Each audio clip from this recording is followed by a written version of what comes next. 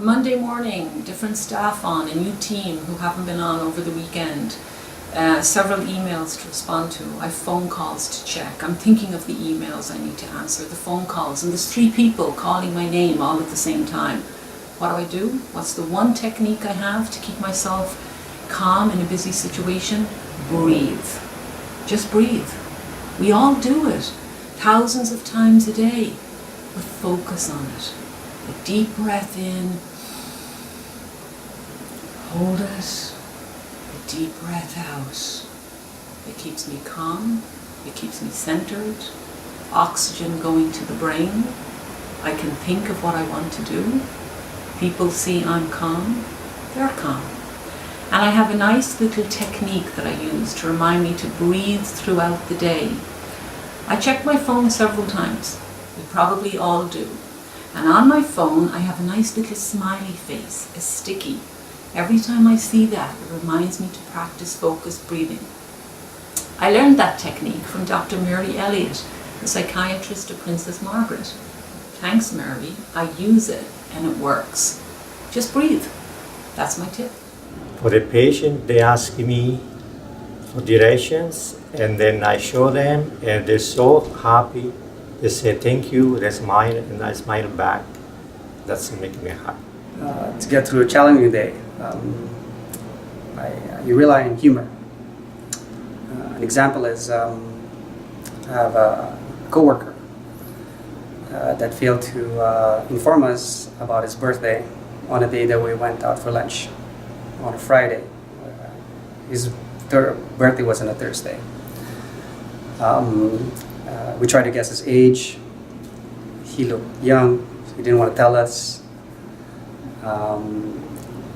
We tried different ways to get more information out of him, but he became more mysterious than ever.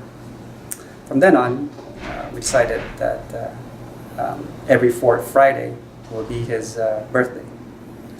I think now he's 102, if I'm calculating that right. But that lunch alone, even though it's every 4 weeks, creates a bond between us. Not just about work, now we talk about our personal lives. We get to know each other.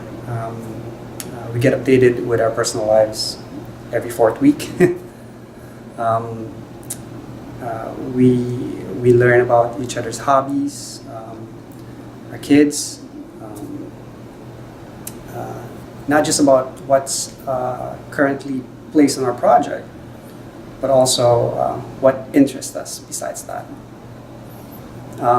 This bond actually grows, and I feel that my manager sees this, and my other coworkers encourages them to talk to us and be part of a fun group.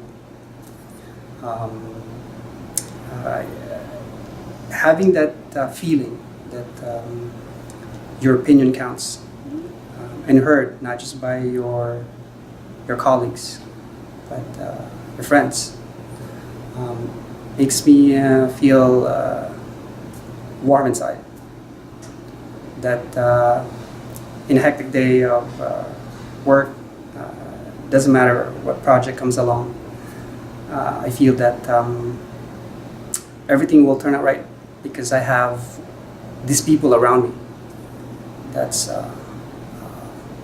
talented, knowledgeable, full of experience, that are willing to share their gifts to me freely and make my life a lot better. I remember this one situation that was particularly distressing for all of the staff on the unit. We became aware of one of our patient's family members intended to commit suicide upon the death of the patient. We recognized that we needed to immediately put some things in place to support both the family member and the patient, as well as the staff.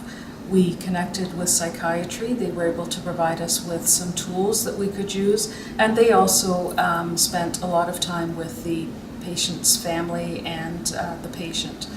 We were able to engage the services of the psychiatric liaison nurse who came to the unit every day, and she was able to support the staff.